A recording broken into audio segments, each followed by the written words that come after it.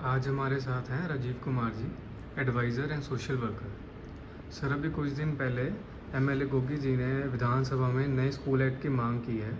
उसके बारे में सर आप क्या कहना चाहेंगे? ये बहुत अच्छी डिमांड है, बल्कि पहले भी करनी चाहिए थी। अगर कोई पुराना एक्ट है उसको अमेंड करना चाहिए, अगर नहीं है तो उसको बनाना चाहिए। एक्ट का मतलब ही ये होता है कि प्रिलिमिनरी से लेके डेफिनेशन से लेके उसके एंड तक सभी उसके दायरे कंप्लीट किए जाएँ। कोई भी उसमें डिस्प्यूट्स के मैटर ना रहे। हमने देखा कि हर साल ही पेरेंट्स को एक बड़ी टेंशन में रहती हैं और स्कूलों में भी धरना लगता है, मैनेजमेंट से कोई मीटिंग चलती है, जिसमें फ़ीस का ही मेन मुद्दा होता है कि फ़ीस क्यों इतनी बढ़ी। तो अगर एक्ट या रूल्स एक पैरामीटर सामने आ जाएंगे सभी के सामने, मैनेजमेंट स्कूल की और लोगों के सामने, तो ऑब्वियसली ये टेंशन वाला जो मुद्दा ख़त्म हो जाएगा। ख़ासतौर पे इससे जो मिडिल परिवार है, जो लोअर वर्ग है, उनको एक सिस्टम्स में समझ होगी कि हमारी जो फ़ीस है इतने % बढ़ेगी। नहीं तो मैंने जनरली देखा है कि 2-2 महीने पहले से ही लोगों के मन में, पेरेंट्स के मन में ये होता है कि कोई खर्चा ना करो, कोई एक्स्ट्रा खर्चा ना करो, क्योंकि बच्चों की नए सेशन की एडमिशन करानी है, पता नहीं कितने पैसे लगे। अगर पिछले साल 10,000 लगे हैं तो कई बार वो सोच के चलते हैं कि पता नहीं इस बार 20,000 ना मांग ले, 15,000 ना मांग ले। अगर उनके मन में ये होगा कि 10,000 लगेगा, चलो कोई 10,500 लगेंगे, 600 लगेंगे, तो ऑब्वियसली कोई टेंशन वाला काम नहीं होगा। तो इससे 2 फ़ायदे होंगे, एक तो ये कि फ़ीस पे कंट्रोल हो जाएगा, अपने मर्ज़ी के हिसाब से फ़ीसें इंक्रीज़ नहीं की जाएगी, और दूसरा जो एक साइकोलॉजिकल लोगों के मन में टेंशन रहती है, ख़ास तौर पे मिडल सेगमेंट में, वो ख़त्म हो जाएगी। इसके अलावा भी सर कुछ स्कूल एक्ट के अलावा भी आप कोई और किसी और टॉपिक पे जिस पे गवर्नमेंट को ध्यान देना चाहिए, उसमें हम कुछ एडिशन करना चाहेंगे ताकि वो उससे आपसे कोई आइडिया मिले? आई थिंक केसेस तो बहुत सारे गिने जा सकते हैं, क्योंकि we are all in developing stage. और हमारा कंट्री, हमारा स्टेट, सब कुछ डेवलपिंग उसमें है। We are not developed so far. लेकिन एक खास मुद्दा जो मेरे दिमाग में आ रहा है, जो लोगों के हित में भी है सभी के, that is price of medicine, particularly generic medicine. Generic medicine में मैं देख रहा हूँ कि कंपनियाँ 72% तक डिस्काउंट दे रही है, जो ऑनलाइन कंपनियाँ हैं, और होम डिलीवरी भी दे रही है।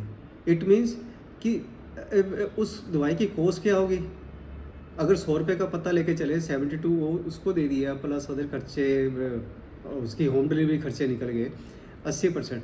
अगर हम थोड़ा बहुत मार्जिन, थोड़ा बहुत टैक्सेज या और सभी एडमिनिस्ट्रेटिव एक्सपेंस लेके चले, तो बाकी 90% तक पहुंच जाएगी, 85-90 तक। इसका मतलब भी उसकी वैल्यू तो सिर्फ 10 रुपये है, कॉस्ट ऑफ प्रोडक्शन जो है उसकी, जो कि एमआरपी लिखी हुई है उसकी 100 रुपये है।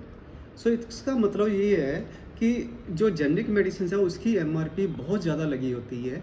कई कंपनियां, मेरे को बताया लोगों ने, कि जैसे एक ही कंपनी की प्रोडक्ट आ रही है सेम सॉल्ट की, कोई 15 रुपये का रेट लिखा हुआ है, कोई 80 रुपये का रेट लिखा हुआ है, कोई 130 रुपये का। मैं समझता हूँ 130 रुपये वाली एथिकल मेडिसिन हो सकती है, लेकिन जो 80 रुपये वाली है उसको तो कम से कम वो दे करना चाहिए, ताकि ये जेनरिक मेडिसिन बनी है आम लोगों के लिए, जिससे सस्ती जो लेना चाहते हैं उसको ले सकते हैं। ये एक बहुत बड़ा मुद्दा है जो सरकार को ध्यान देना चाहिए।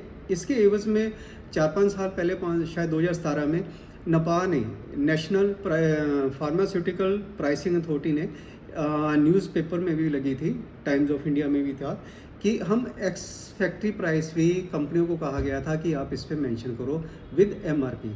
लेकिन उसके अगेंस्ट जो उन्होंने तर्क रखा, जो मेरी नॉलेज में है, या सुनने में आया है, उन्होंने तर्क ये रखा कि हमारी एक्स फैक्ट्री और उसमें बहुत ज़्यादा डिफरेंस होता है। अगर हम कस्टमर पेशेंट को समझाने जाएंगे तो लोग समझेंगे नहीं, हमारी डिस्ट्रीब्यूशन कॉस्ट को, लॉजिस्टिक कॉस्ट को, मार्केटिंग कॉस्ट को वो समझेंगे नहीं, इसलिए ये ठीक नहीं है।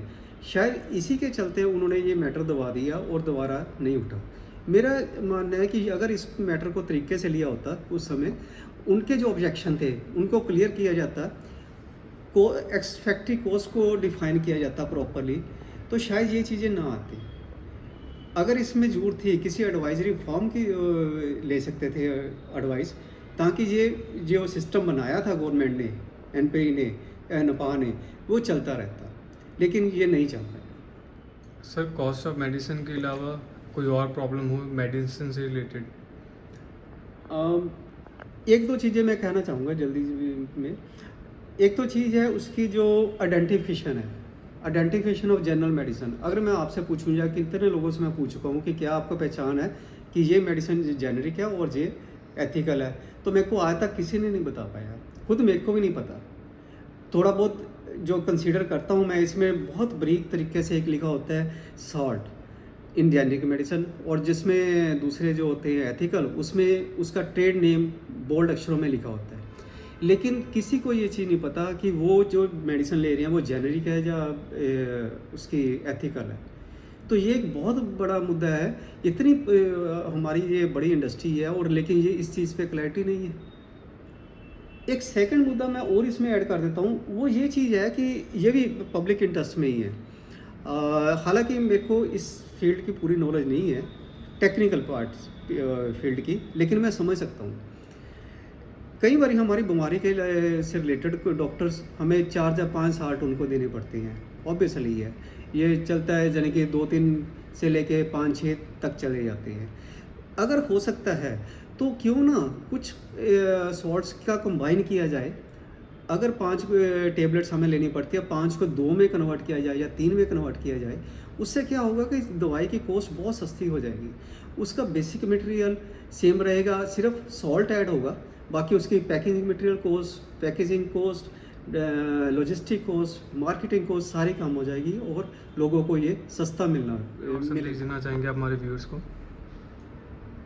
मैं यही कहूँगा कि अगर उनको ये स्कूल एक्ट का या मेडिसिन से जैसे 2-3 पॉइंट मेंशन किए हैं, अगर अच्छा लगता है, पब्लिक इंटरेस्ट में है, तो इसको ज़्यादा से ज़्यादा फैलाओ। आज तक मैंने कभी रिक्वेस्ट या लोगों को नहीं कहा इस बारे में कि मेरी कोई वीडियो या मेरी कोई वो चीज़ फैलाओ। कई बारी मैंने कई प्लेटफॉर्म पे दी है। ये जो वीडियो है ये ज़रूर फैलाओ, ताकि ये स्टेट गवर्नमेंट तक तो ठीक है, सेंट्रल गवर्नमेंट तक भी पहुँचे और वो इस संदर्भ में कुछ डिसीजन ले सके। जय हिंद, थैंक यू।